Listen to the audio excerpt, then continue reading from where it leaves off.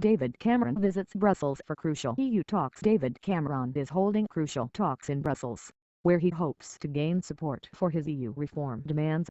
The Prime Minister is due to discuss the renegotiation with European Commission President Jean-Claude Juncker and senior MEPs.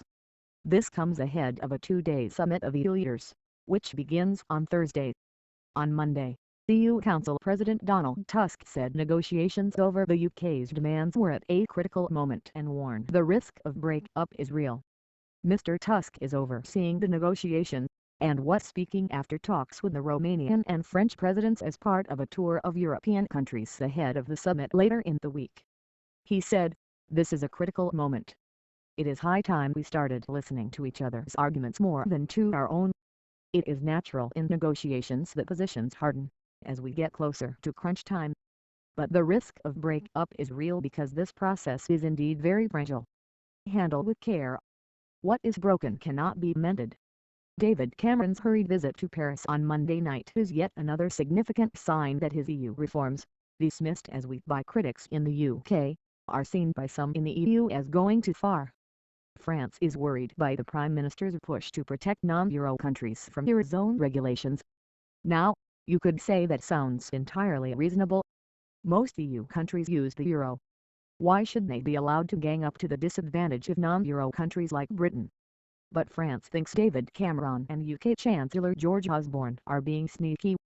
It suspects they are using the argument to win an unfair advantage for the City of London and a backdoor veto on Eurozone and wider EU financial legislation.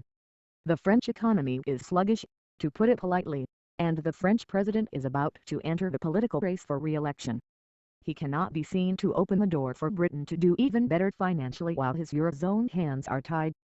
At the European Commission, the Prime Minister will meet Mr. Juncker, who said on Monday that he expected the indexation of child benefit to be at the heart of debate this week, and it looks to be one of the key sticking points in any deal. Speaking to BBC Radio 4's Today program, Czech Europe Minister Thomas Prauza said he expected Mr. Cameron's planned curbs to the child benefit for EU migrants would only apply to new applicants, and not affect the existing 34,000 migrants in the UK who receive the benefit. Downing Street has so far refused to say whether the proposed changes to child benefit would apply to existing, as well as new, applicants.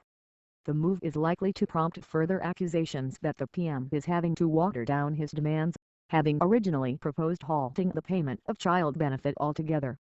Instead, the benefit payments would be linked to the cost of living in the country where the child lives, under the terms of the draft deal.